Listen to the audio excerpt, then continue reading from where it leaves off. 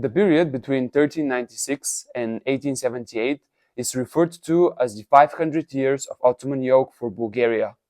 Scholars consider it as an age of deep slumber, passivity, and suppression that began to break only after the 1762 with the publishing of the Paisi Hilendarsky Slavonic Bulgarian history that possessed an urgent call for awakening, a time for the Bulgarian people to unite and remember the good and great past that was lost after the Ottoman invasion. This progressively sparked a movement that would develop into the Bulgarian Revival Age. Occurring largely between the late 18th and late 19th century, it is marked by the progress made by the religious autonomy and independence, secular education, and the creation of a proto-industry. It all led to the revolutionary fight for the independence in the 1860s and 70s. The revolution culminated in the April Uprising in 1876, which was crushed in a massacre. The events of 76 led to Russia's involvement in a mutual war against the Ottoman Empire that would lead to Bulgaria's independence in 1878. Our thesis is that the Bulgarian revolutionary movement for independence of the 1860s and 1870s serves as a founding myth for the Bulgarian people, juxtaposing the virtuous heroes of the nation who fought for its independence with the evil suppressor. Unless these idealized visions are divorced from the actual historical evidence, we risk living in the realm of pseudo-nationalism, a lack of accurate knowledge of history, and a retelling heavily based to suit the needs of nationalism. This pseudo-nationalism can be a threat to the internal unity of the nation as the self and the villainized and despised enemy if left unchecked.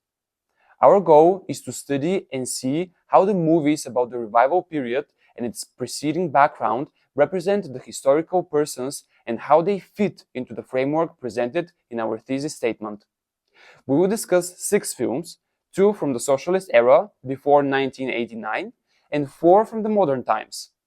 We give the disclaimer that we do not aim to undermine the importance of the revolutionary movements, much less the significance made to obtain Bulgaria's independence. We wish you a pleasant viewing of the video. Time of Violence has long been celebrated as a cinematic portrayal of Bulgaria's turbulent past under Ottoman rule, but a closer analysis reveals questions about its intent and historical accuracy. Directed by Ludmil Staikov and released in 1988 in the final chapters of Bulgaria's socialist era, the film reflects the principles of socialist realism, a genre created to glorify the state and its ideology. Its simplistic narrative, with clear visions between good, the protagonist, in the face of Manol, and the evil, embodied by Kara Ibrahim, is an example of nationalist propaganda. The story originates from Anton Donchev's 1964 novel Vreme razdelno, or Time of Parting, which Donchev described as a historical work. He claimed the novel was based on the chronicles of Metodi Draginov, supposedly written by a 17th century priest in the Rhodope Mountains. The chronicle tells the story of the forced conversions of Bulgarian Christians to Islam in 1666, including events such as the march of Pehlivan Mehmed Pasha to Crete and the mass conversions of villagers in Constandovo. However, historical research questions the authenticity of the chronicle behind Time of Violence, as no evidence suggests the existence of Metodi Draginov for his accounts. Released in 1988 during a controversial campaign to force Bulgarian Muslims to adopt Slavic names, the film reinforces nationalist attitudes. Despite this, it granted international recognition, even premiering at Cannes Film Festival.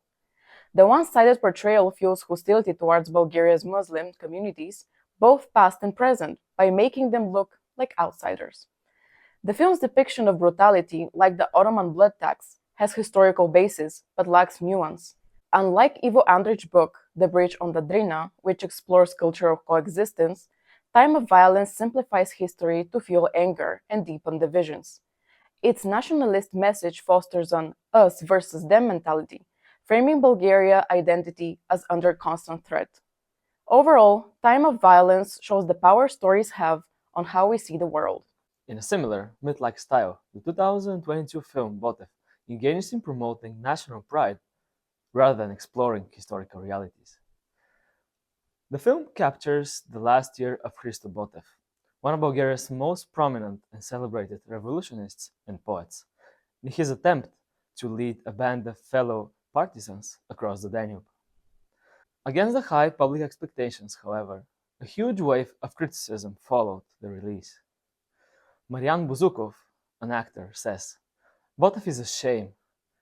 Shame for Bulgarian cinema. Grotesque. It is so bad that you want to hug the director so that he can cry on your shoulder." And there was why. Many condemned the movie of state propaganda, stating the fact that half of the funding came from the Bulgarian national television, which is known for its previous strong propagandistic and nationalist productions. The other half was raised through a public campaign that promised that it is in the name of our country.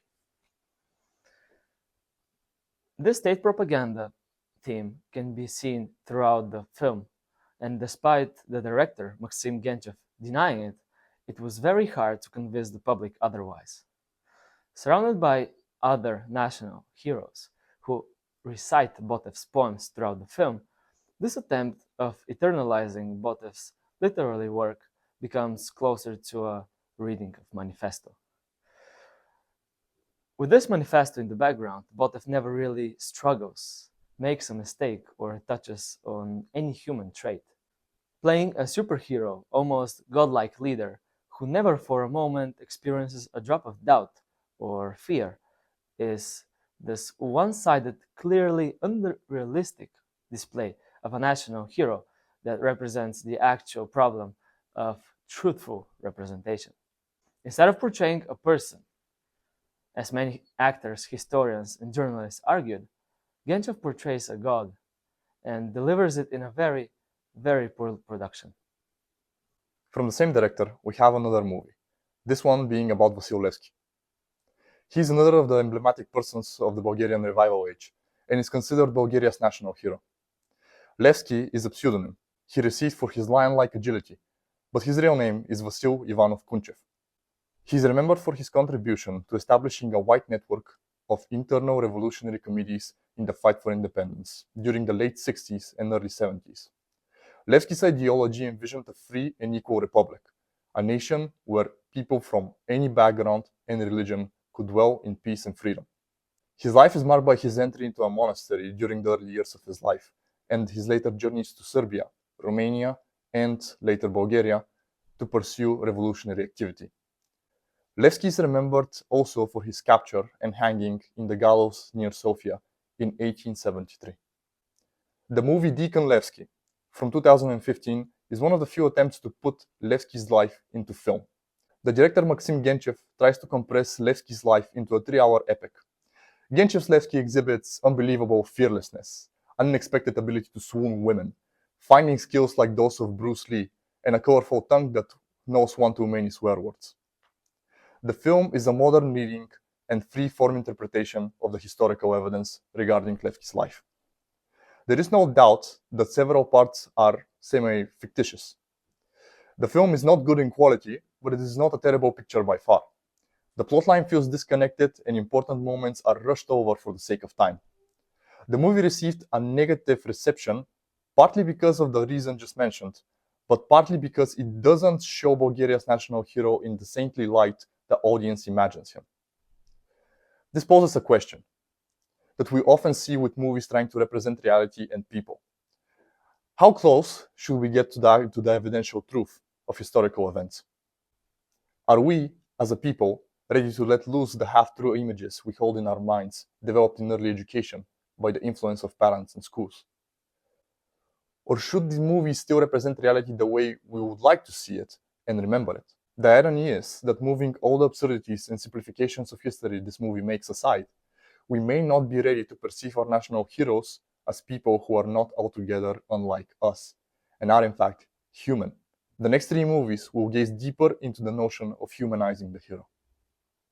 The pseudo-nationalism that derives from some movies is fueled by the idea of how the characters are unevenly portrayed as omnipotent heroes rather than normal people.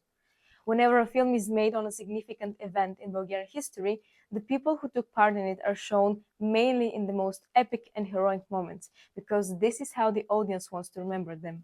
Even their death seems heroic and beautiful, because the great cause of liberation against Ottoman domination perpetuates it. This often and unconsciously leads to the extremely toxic idealization of some revolutionaries from the national liberation movements. The event related to the preparation and outbreak of the April uprising of 1876 have shaped our perception of certain real-life figures that nowadays we treat as national heroes. Few movies manage to take a more humane look at events and present the characters in an authentic, realistic light.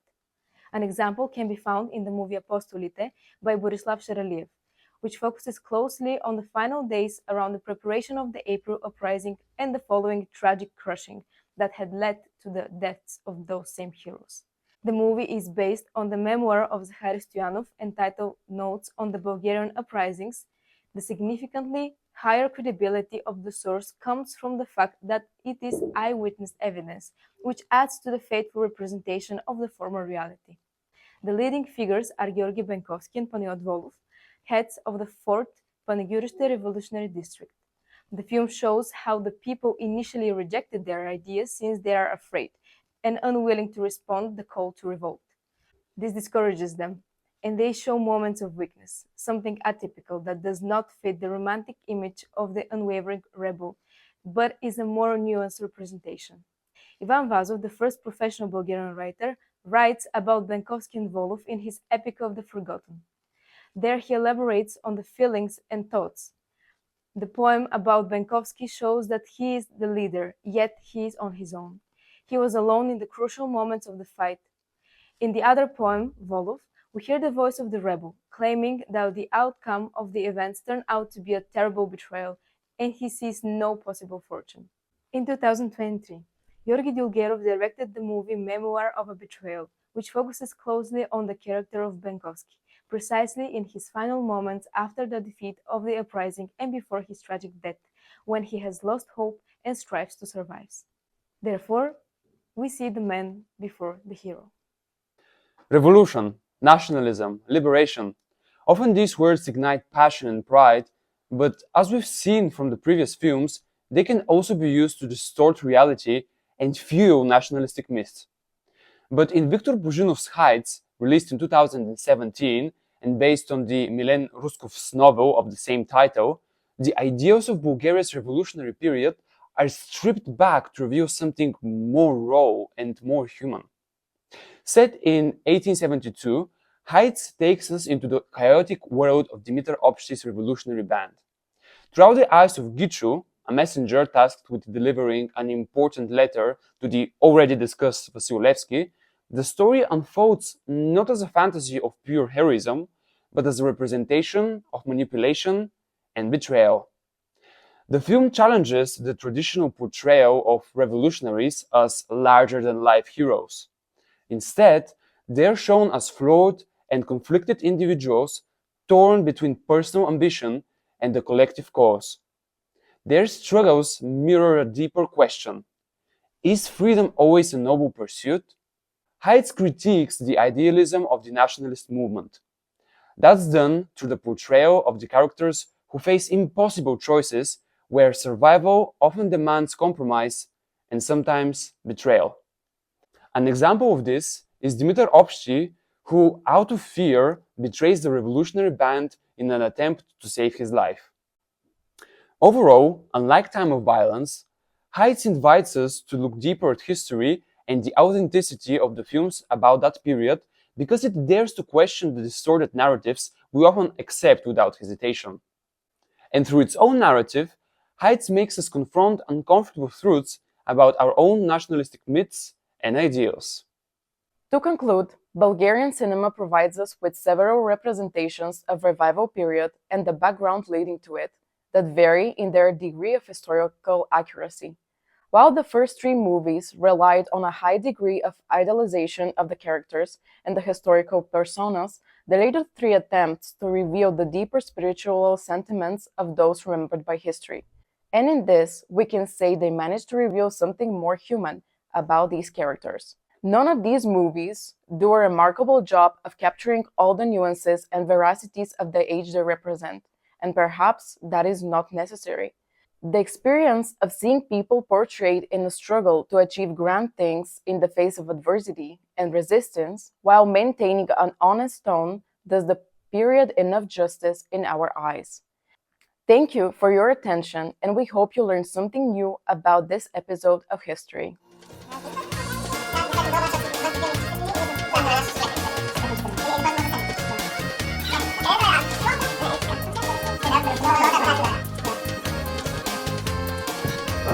Аз се компания пела по корето. Така.